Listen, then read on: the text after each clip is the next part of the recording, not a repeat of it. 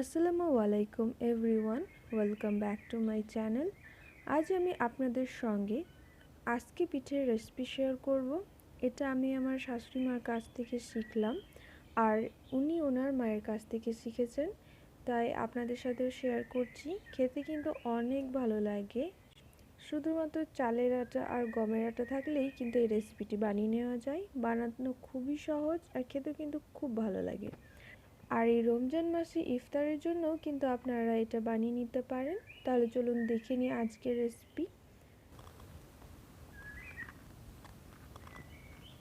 এর জন্য আমি এখানে 2 কাপ চালের গুঁড়ো নিয়েছি, যে কোনো চালের গুঁড়ো নিলেই হবে।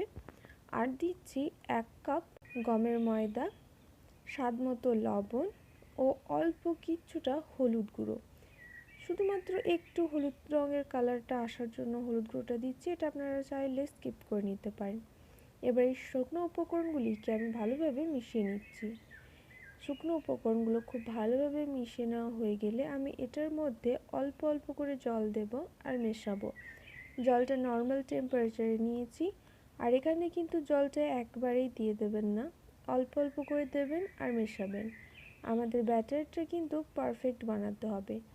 আর যদি জলটা আপনারা একবারে দিয়ে দেন তাহলে হয়তো ব্যাটারটা খুব বেশি পাতলাও হয়ে যেতে পারে। যদিও আপনাদের ব্যাটারটা খুব বেশি পাতলা হয়ে যায় তাহলে আরও কিছুটা চালের গুঁড়ো কিন্তু অ্যাড করে নিতে পারেন। দেখুন আমি এখানে অল্প অল্প করে জল দিচ্ছি আর মেশাচ্ছি। আমাদের ব্যাটারটা ঠিক এরকম রাখতে হবে, না খুব বেশি ঘন না খুব বেশি পাতলা।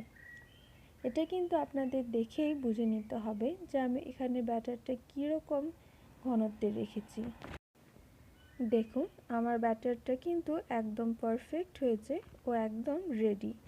এবার এখানে আমি গ্যাসের চুলায় একটা প্যান বসিয়েছি। এবার একটু তেল ব্রাশ করে নিলাম। তেলের পরিমাণটা কিন্তু অল্প রাখবেন, খুব বেশি তেল দেবেন না। আর গ্যাসের ফ্লেমটা কিন্তু হাই ফ্লেমে রাখবেন। তেলটা একটু গরম হলেই আমি এর ওপর এভাবে দিয়ে দিচ্ছি। আমি এভাবে চামচে করে একটু একটু করে দিয়ে পিঠেটা ইচ্ছে মতো শেপ দিয়ে দিচ্ছি। এভাবে আমি একটু একটু করে দিয়ে ইচ্ছে মতো শেপ দিয়ে দিলাম। এরপর ওপরে আমি একটু তেল ব্রাশ করে নিচ্ছি। তেলটা কিন্তু পিঠেটা কাঁচা থাকা অবস্থায় দেবেন না, যখন দেখবেন ওপরটা একটু হয়ে গিয়েছে তখন ওপরে তেলটা ব্রাশ করে নেবেন। কিছুক্ষণ অপেক্ষা করবেন যতক্ষণ না পিঠেটা এক সাইড ভালোভাবে সেদ্ধ হয়ে যাচ্ছে।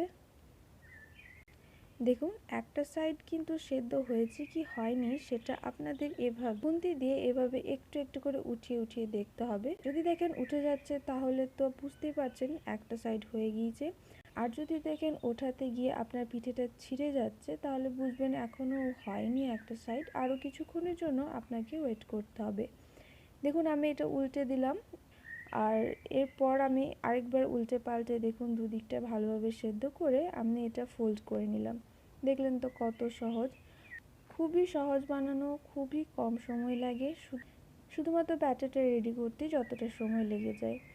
দেখুন আমি আরেকটা করে আপনাদের দেখাচ্ছি। একই প্রসেসে করেছি, আর এটা কিন্তু বানানো খুবই সহজ, দেখেই বুঝতে পারছেন কত সহজ।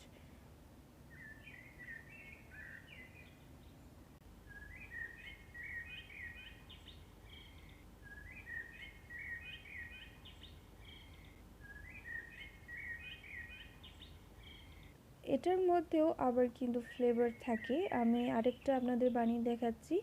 এটা হেলদি ফ্লেভার, আর বলতে গেলে আরেকটা হয় যেটা একটু একটু আনহেলদি কিন্তু খেতে খুবই ভালো লাগে। ওই ব্যাটারটার মধ্যেই, যে ব্যাটারটা আমরা রেডি করে রেখেছিলাম তার মধ্যেই আমি এখানে ছোট ছোট একদম পাতলা পাতলা করে কাটা পেঁয়াজ ও কিছু কাঁচামরিচ দিয়ে আবারও ভালোভাবে মিশিয়ে নেব। আর এখানে কিন্তু দেখবেন যখনই আপনারা পিঠেটা শেষ পর্যায়ের দিকে যাবেন তখন দেখবেন ব্যাটারটা অনেকটা ঘন লাগবে। যখন দেখবেন যে ব্যাটারটা একটু ঘন হয়ে গিয়েছে আগের তুলনায়, তখন আরও কিছুটা জল কিন্তু আপনারা অ্যাড করে নেবেন। তা না হলে পিঠেগুলো খুবই মোটা মোটা হবে আর খেতে কিন্তু তখন একটু অন্যরকম লাগবে। আর যখনই কিন্তু রুটিটা দেবেন তখন কিন্তু চামচে করে একবার করে নাড়িয়ে অবশ্যই নেবেন। দেখুন আমি এখানে পেঁয়াজ আর লঙ্কাটা দেওয়ার পর আমি একইভাবে কিন্তু দিয়ে দিচ্ছি। প্রথমে প্যানটার মধ্যে তেল ব্রাশ করে তারপর আমি ব্যাটারটা একটু নাড়িয়ে চামচের সাহায্যে দিয়ে দিচ্ছি। ওপরটা একটু হয়ে গেলে আমি আবারও একটু তেল ব্রাশ করে নিচ্ছি আর এরপর কিছুক্ষণ অপেক্ষা করব একটা সাইড ভালোভাবে হয়ে যাওয়ার। দেখুন একটা সাইড হয়ে গেলে আমি এটা উল্টে নিলাম। এবার দুদিকটাই এভাবে যেন ভালোভাবে একটু ভাজা ভাজা হয়ে যায় তার জন্য উল্টে পাল্টে একটু ভেজে নেব। দেখুন হয়ে গিয়েছে, এবার আমি এটা ফোল্ড করে রেখে দেব। বানানো খুবই সহজ, মাত্র দুটো উপকরণ থাকলেই হবে আর অনেক হেলদি হয়ে থাকে। আপনারা তো জানেনই গমের ময়দা কতটা হেলদিকর। ইফতারের টেবিলেও কিন্তু এটা আপনারা পরিবেশন করে নিতে পারেন। আশা করছি আপনাদের বাড়ির সকলেরও খুব ভালো লাগবে। আমার তো অনেক ভালো লাগে।